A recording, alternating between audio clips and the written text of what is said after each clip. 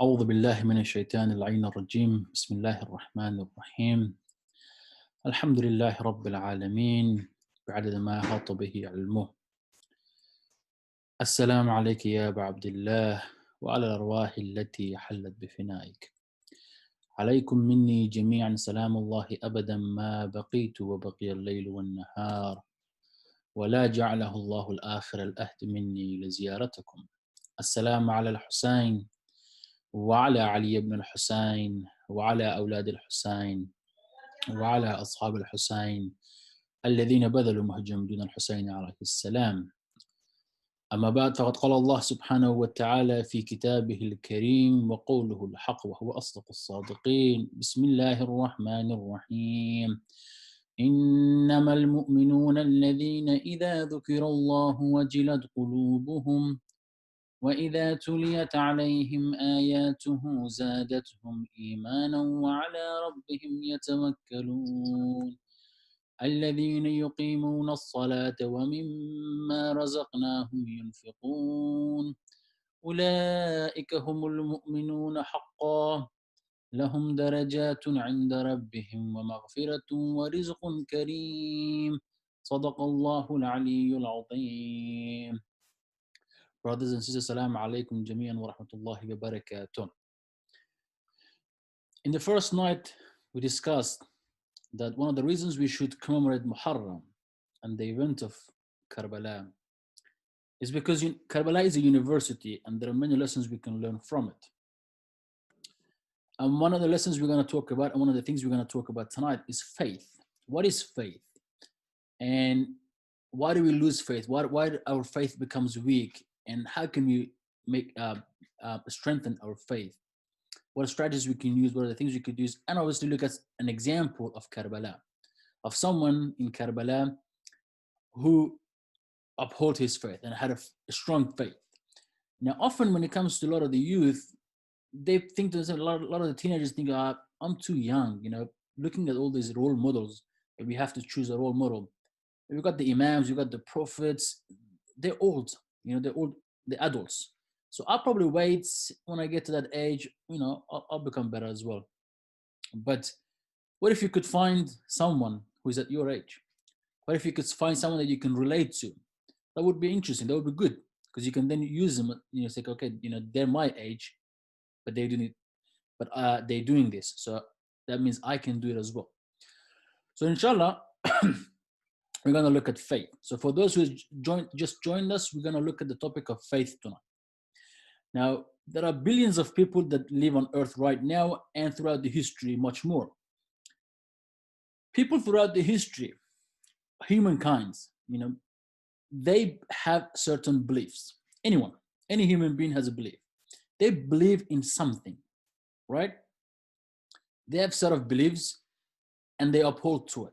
Now, whether those beliefs are good or bad, that's a different discussion, right? So they have a belief. Looking at different religions, even looking at atheists, they have a belief, right? They believe in science. They believe that everything, revolves around science, and science can explain it. And they strongly believe there is no God, right? So that is a belief in itself. So they believe in something, and those beliefs form the foundation of faith.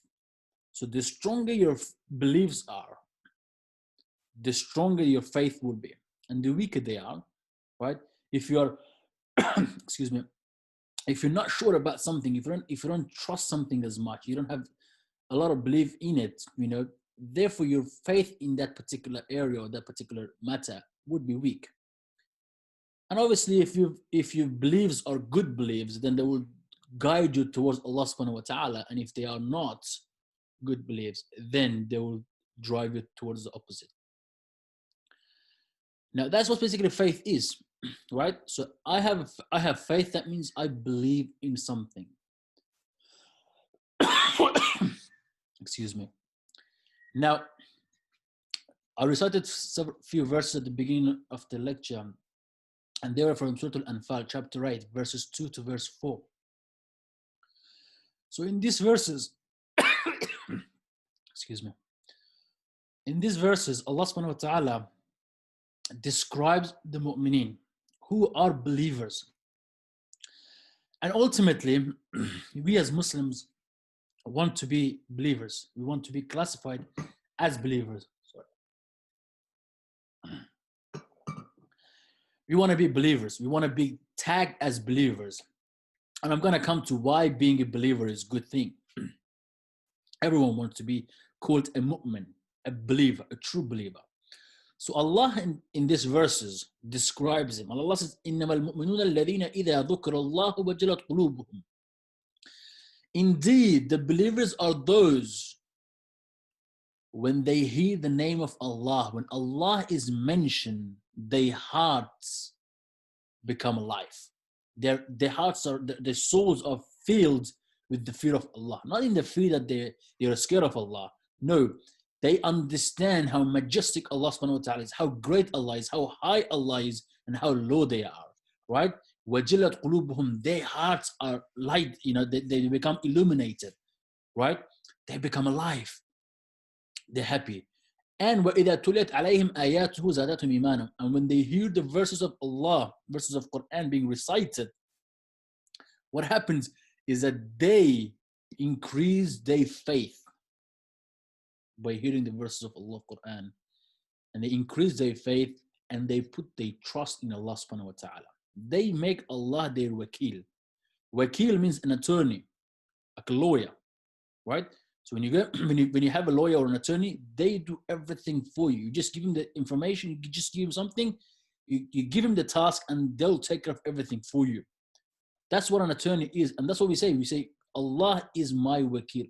I make Allah I trust everything in Allah's hand. He's my attorney, and you let him take care of it, and he will take care of everything. Right? Very important thing. So if you want to be a mu'min, so I'm gonna come down to it again. Count them. So let's go through the verses. So the next verse, Allah says, the believers, الَّذِينَ يُقِيمُونَ الصَّلَاةِ, they establish prayer, they uphold prayer. وَمِمَّا رَزَقْنَاهُمْ يُنْفِقُونَ, and they'll give in charity, right, from the sustenance we've given them. So from what they have, they give away to the poor and the needy. أُولَٰئِكَ هُمُ الْمُؤْمِنُونَ حَقًّا, and these are the true believers. And لهم درجات عند ربهم ومغفرة ورزق كريم. And Allah has forgiven them. Allah has given them great sustenance, and Allah has reserved a special place for them. So they have a special place in the eyes of Allah when it comes to Allah. So now we want to be believers. We want to have a strong faith. To have a strong faith and to be a believer, this is the qualities Allah said. And again, there are many verses in the Quran describing believers. We have a chapter called Surah Al-Mu'minun, chapter 23, where Allah describes the qualities of mu'mineen, who are believers, right? You and I right now, we're called Muslims. We are Muslims. We have accepted Islam. But to be a believer, Allah says you have to have these qualities. When we hear the name of Allah, do we tremble? Do we shake? Do we feel a certain fear? Not feeling like as in I'm scared, as like you feel the greatness of Allah subhanahu wa ta'ala. That when you hear the name of Allah, you become alive, you become awake, you're excited, you get energized. Do you feel that? If yes, then give yourself a tick. Right? That's the first tick. Second tick is that when you hear the verses of Allah being recited, Quran being recited, how is your reaction? Right? Ask yourself. If you are happy, you like it, you enjoy it, and you want to hear it, right? And that would have a positive effect on you, because Allah says when they hear the verses of Quran, these believers, the believers, they increase their faith because they understand it. They take it to their heart. They take the message out of it, and they trust Allah in all the matters. That's another tick. If you do, whatever happens, good, bad, Allah is there. I'll leave it to Allah. If that's you, then give yourself another tick. The next important point is very important as well. And I think is one of the important ones. Why? Because Allah says, الَّذِينَ يُقِيمُونَ الصَّلَاةِ, they establish prayer. Now, almost, Allah, when describing believers in the Quran, He always mentioned يُقِيمُونَ الصَّلَاةِ. They establish prayer. So it's very important. You want to be called a mu'min, you must pray. You must establish prayer. So let's begin. We mentioned in the first night, the month of Muharram is the first month of Islamic calendar. It's the beginning of the new year in Islamic calendar. So therefore, let us make a new beginning, new chapter. Let's open a new chapter in our book. Let's make new vows. Let's make new, uh, let's set new goals for ourselves. I want to do this. If I don't pray, let's make a start. I start praying now. And for those of you who are praying, great. You're doing a great job, but then let's make it better. How can I make my prayer better? Right? How can I make my prayer go one step higher? That's important. So establishing prayer. How can I make sure salah is reflected in my everyday life? Because that's what establishing prayer means. Inshallah, Ali Haidar, we'll come back to the questions at the end. If you have any questions, inshallah, if you get time, we cover all the questions. So just remember your questions, we'll put them in the chat, and then we'll come back to it. So establishing prayer is very important. Why? Because you look at Karbala, for example, again, the university there. Imam al-Hussein on the day of Karbala, in the middle of the battlefield, stops the battle. Ask the enemy to stop because it's prayer time and we want to pray. Why? Because it's important. And he prays jama'ah, he prays in group, in congregation. Why? Because he's not telling them, he's not doing it to show off. He's telling you and I, 1400 years later, that look, I am willing to sacrifice myself. I am willing to die, but I'm not abandoning salah. So if you claim to be my follower, if you come to this majalis, if you cry for me, if you say, Ya laytana kunna ma'akum, I wish I was with you on that day, O Imam, you want to be with me? You want to be in my path? Then make sure you establish prayer. Then make sure you uphold your prayer. Don't let go of the prayer. Right? Because Allah says, Inna salat tanha anil fahsha'i wal munkar. Prayer indeed stops you from doing sins. That's what is important. Salah is very important. And then giving charity from what they have. Okay? If you are a generous person, if you like to give charity, then again, give yourself another tick. Right? Because if once you've given all these ticks to you, what's the benefit? Allah says, الَّذِينَ هُمُ الْمُؤْمِنُونَ حَقًّا. These are the true believers. لَهُمْ دَرَجَاتٌ عِنْدَ رَبِّهِمْ. They have a special place with Allah subhanahu wa ta'ala. Right? Let's look at an example of this, okay? I'm pretty sure you've seen this big line, like especially when you go to airport. You want to get a boarding pass, there's a massive line, and you have to wait there. And when you want to board the plane as well, massive line, right? But then you see this VIP coming, and they just bypass everything. Just go, just jump all the lines, just go, right? This actually happened to me once. I was traveling. I got to the airport to get my boarding pass, and I was a bit late. No one was there. I got to the counter, and the lady looked at me because sometimes the airlines do that and they overbook. She looked at me and goes, I've got bad news and I've got good news. The bad news is, there's no seat for you in economy class. So, we can't put you there. But the good news is we're going to put you in business. I said, thank you. So I got this. And now you imagine, I'm sure you've all been to airports, and when you want to board the plane, there's a massive line. You have to wait, everybody go in, and then you go one by one. So imagine everybody's waiting there to go into the plane, and you just, I'll just go around the corner and just walk in. Everyone's waiting there, but I just take a shortcut and I go. Everyone's waiting, but I go. Same thing when you're getting off the plane. Everyone's waiting to get out, but I just go through that secret door. You just go around and you just get off without waiting. Without wasting your time standing in the line. So now, if you are a believer, if you have given the tag as a believer on the day of judgment, and believe me, day of judgment is real. You can't deny that you believe on the day of judgment. Day of judgment, you want to have that tag of believer on your shoulder. Why? Because when everyone is waiting on that big line and the sun is hitting you, and you have that fear and that heat coming down at you, you will see you see some people just walking past you. They will go, they take a shortcut. It's not like that they're the VIPs. They enter the paradise. They are the mu'minun. Allah said they have a special place in the darajat. الذين هم المؤمنون حقا لهم درجات عند ربهم. They have a special place with Allah subhanahu wa ta'ala. So Allah gives them a VIP pass. They just go through. And that's what we want to be. We want to get there. We want to achieve that. But how do we get there? right? It is very easy for us to lose faith, to become disappointed, to lose faith in everything, even Allah subhanahu wa ta'ala. We lose faith in ourselves and everything around us. As I mentioned the other night, look at this. She's a prime example. At the beginning of the year, we had the bushfires, then the coronavirus, and summer is coming. We're probably going to have another hot summer and maybe more bushfires. And it doesn't take much. Look at this and look at around the world what's happening. People are dying because of this new virus. People are dying because of hunger. People are dying because of oppression. People are dying because of ISIS and all these extremist groups. So many people, especially Muslims, are dying and in hardship. It is very easy to someone to look at this and go, where is Allah? Where is Allah's justice? If Allah exists, if Allah is there, why would He want that? Doesn't Allah love His creations? Then why would He let them suffer like this? It's very easy to lose faith, right? When people lose their close ones, it's very easy to lose faith in Allah subhanahu wa ta'ala, to become in a state of disbelief that does Allah really exist? Is He really that merciful? If it is, then what is this? Right? For example, let's look at an example of Karbala again. Right?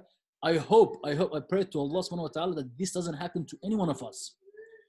But just imagine hypothetically, everyone in your family, everyone that you love, your family members, your children, your siblings, and your closest friends are butchered in front of you. Just what happened to Karbala. Butchered in front of you. What would you say? How would you react? Imam al-Hussein in that state, well, he has arrows in his body is torn into pieces. The narration says he looked like a hedgehog because that many arrows was in his body. He's looking into the sky and saying, Radhan baradak ya Allah. Oh Allah, I'm pleased as long as you are pleased. Right? Sayyidah Zainab comes and looks at the sky and says, Ya Allah, taqabbal minna hada al-qurban. Accept from us this sacrifice. When she was asked in the court of Ubaidullah, what did you see? She said, I saw nothing but beauty. Why? Why do they say this? Because they see something that I don't see. That's because their faith is strong. That's why they have these qualities, right? They have a special place in Allah. They know that there is a reason behind it. They don't lose their faith. I mean, you and I, something little happens, we lose faith in Allah subhanahu wa ta'ala. I don't know about you, but me personally, we can lose faith in Allah subhanahu wa ta'ala easily. But they're going through all of that, and yet they didn't do anything. They didn't lose hope, right? So how can we? It is very easy. Again, you probably experienced it many times. You see them and go, does it really happen? Is this really good? Is this really, is this really happening? Is Allah real? If Allah really merciful? If it is, then what is the justice? Right? What is the justice in this? Muslims are dying. Why isn't Allah doing something? It's easy to lose faith. But how do we make sure our faith stays at maximum level? Or we increase our faith, we make it strong, we solidify our faith, right? To do that, let's look at Quran and look at a few verses, what Allah says. So if we understand these verses and we put them into practice in our life, then things become easier, right? Allah says in the Quran, Surah Al-Baqarah, that I will test you وَنَلَبْلُوَنَّكُمْ بِشَيْءٍ مِّنَ الْجُوءِ وَالْخَوْفِ وَالنَّقْصِ مِنَ الْأَمْوَالِ وَالْأَنفُسِ وَالثَّمَرَاتِ وَبَشِّرِ الصَّابِرِينَ. Allah says, I will test you. I will test you how? How is He going to test us? With Jew, with hunger, with khawf, with fear, with loss of your wealth, with loss of your health or yourself, the loss of your children or your family members. I'm going to test you with this. This is the maximum level. Right? So we should know that there is no such thing as free time, that I'm here, I can go from birth to death without being tested, without I'm going to have a cruising life. No. We will be tested. Right? We will be tested. We have to accept this, that we're going to be tested. And our test could be hard, could be easy, depending. Right? So Allah says, I'm going to test you with all of these, with fear, with hunger, with loss of your wealth, loss of your health, even loss of yourself, loss of your family members. I'm going to test you with all of these. And Allah says, give glad tidings to the patient one, those who are patient. Why? Because they say, وَإِذَا أَصَابَتْهُمْ مُصِيبَةٌ قَالُوا إِنَّا لِلَّهِ وَإِنَّا إِلَيْهِ راجعون. They say, when they're inflicted with a calamity, when they're inflicted with a hardship, they say, we are from Allah and to Him we shall return. They know that they're going to go to Allah. They know this is from Allah. And Allah in another verse says, لَا يُكَلِّفُ اللَّهُ نَفْسًا إِلَّا وُسْعَهَا. I will not burden a soul with something unless I know they can handle it. So if you are being tested and you think your test is difficult, know that Allah is aware of it. Allah has created us. Allah knows our abilities. Allah knows our capabilities. Allah knows what we can do, what we can achieve. Therefore, Allah tests us according to that. Right? For example, Nabi Ibrahim is tested by asking him to slaughter his son. But you and I will never be tested like that because we don't have that capacity. But he had the capacity and Allah knew it. That's why Allah tested him like that. Imam al-Hussein had the capacity to go and see his entire family and friend being butchered in front of him. Right? He had that capacity. That's why he was tested like that. But you and I don't have that capacity. So we won't be tested like that. So if we understand this, and then we say, I trust Allah in all my matters. Right? I entrust my affairs with Allah subhanahu wa ta'ala. Allah is my attorney and I leave it to Him.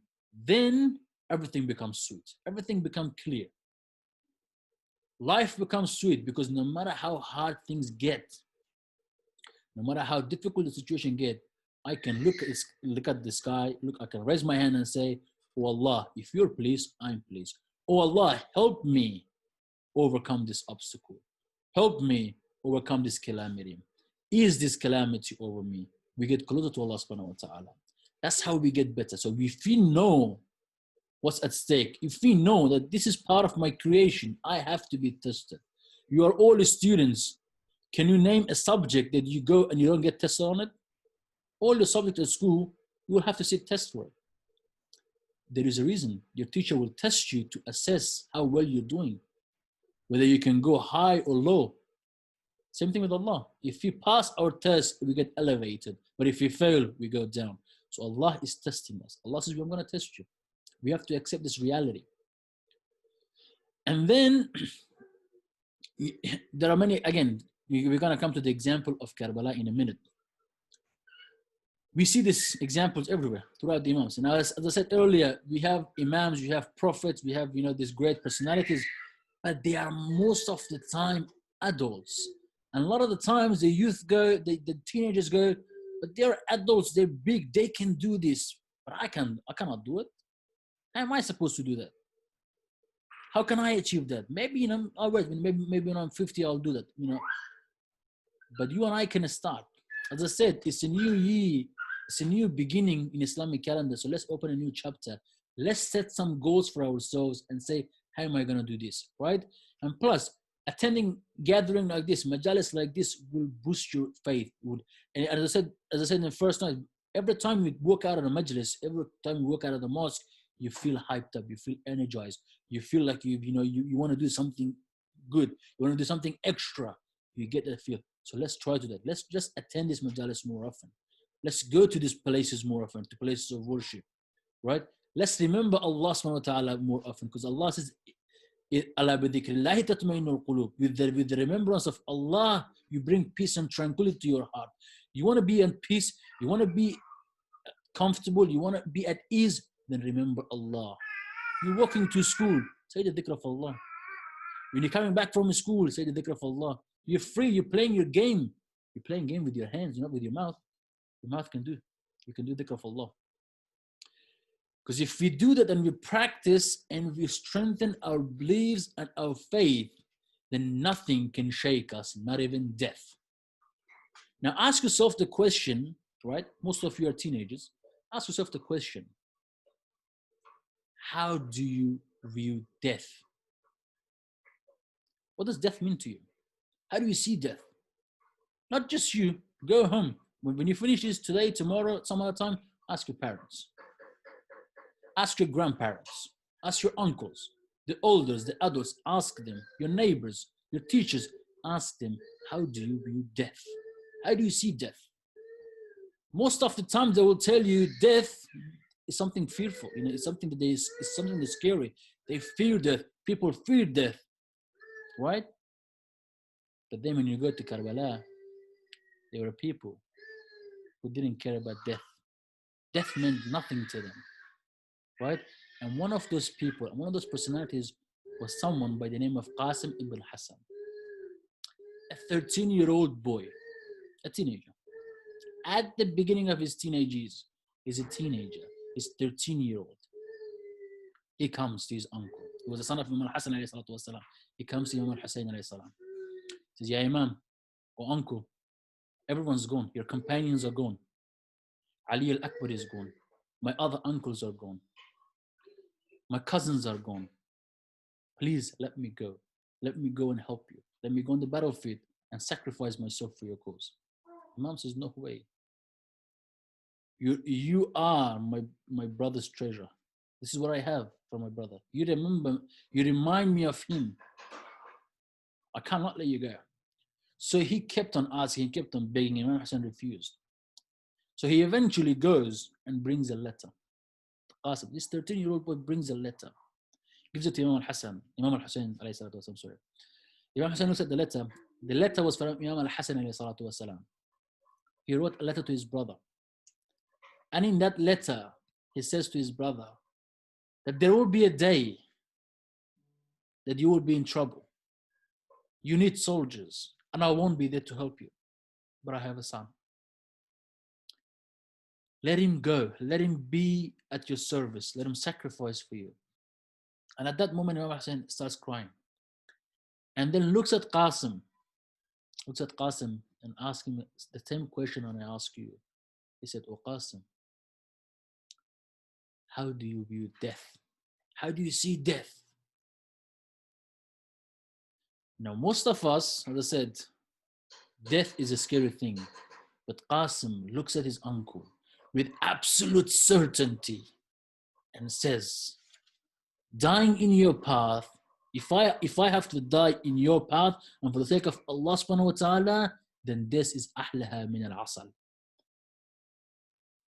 Is sweeter to me than honey. Death is sweeter than honey to me. That's how I see death. If I am dying for your cause, if I'm dying in your path, if I'm dying for the sake of Allah subhanahu wa ta'ala, then I have no problem. Nothing can shake me. He's a 13-year-old boy. How does a 13-year-old reach such a state that he can look at the Imam of his time, look at the leader of his time, and look at him with certainty and say, I have no fear for death. Death means nothing. That's because his belief, his faith is solidified, his concrete heart. He believes in Allah subhanahu wa ta'ala. His faith cannot change no matter what. Nothing can shake him. That's how strong he is. That's why he can stand up firmly and say, ask yourself the question, can you, if our Imam was right in front of you, can you look at your Imam and with certainty and say, death is sweeter to me, to me, death is sweeter than honey. I don't fear death as long as I'm in your path. If you and I cannot say that certainly, but with certainty, firmly, then there's something wrong. Then we have to work on ourselves. We have to make sure our faith are strengthened. And I mentioned some of the ways we could do that, and you could practice that. You can start by doing that. Start with the small things, right? With the little things. First of all, never ever jump to mustahabbat. Don't focus on doing. I read this dua, I do this dhikr, I do this, and I'm gonna go elevate higher. No. Allama Bahjad, may Allah bless his soul. People used to come and ask him, how do I go up spiritually? How do I spiritually raise myself? How do I increase my faith? And he gave them a very simple answer. He didn't tell them, go read this dua, go do this prayer. No, he said, look, very simple. Do what Allah asks you to do, all the wajibats, and don't do anything Allah asks you to do. So basically, everything Allah asks you to do, all the wajibats, do it, and all the haramat, Don't do it. Simple. He said, do this, and you will go up your spiritual in the spiritual levels. Your faith will become stronger and stronger and stronger. All you have to do is this. So you and I will start with our wajibats. Focus on that. What's important? Salah, fasting. Let's look at those and let's make it better. How can I make my salah better? As I said, salah is very important. Imam Hussein was willing to sacrifice his entire army, even himself, but not abandon salah. If you and I claim to be his followers, and I said the other night, كل يوم عاشوراء وكل رمضان Karbala is today. Don't think that it was 1400 years ago and that's it, finished, done. It still exists today because we have an imam, we have a ma'asum. And the same imam will come a day that he will say, Hal min nasirin nasruna. Is there anyone who will help me? If you and I sit here and say, Ya laytana kunna ma'akum, I wish I was with you, imam. Yes, there was an imam back then, and we wish to be with him back then to help him, but his son is here right now. Are we helping his son? How are we helping his son? We can help Imam Mahdi by committing less sins. We can help our imam by becoming a better person. We can help our imams by doing what Allah asks us to do. That will automatically help him. Because if you and I don't commit sins, that's less worry for imam. Because the imam of our time, he sees our deeds, the book of our deeds, twice a week. And he cries, and he himself says, Imam Mahdi, he says himself that I pray 100 times a day for you, for my Shia. How many times do I pray for him in a day? He prays for me 100 times a day, but I don't bother to mention his name once. So let us start with that, and inshallah I'm going to conclude there, and we're going to have some Q&A if you guys have any questions. وآخر الدعوانا الحمد لله رب العالمين والسلام عليكم ورحمة الله وبركاته.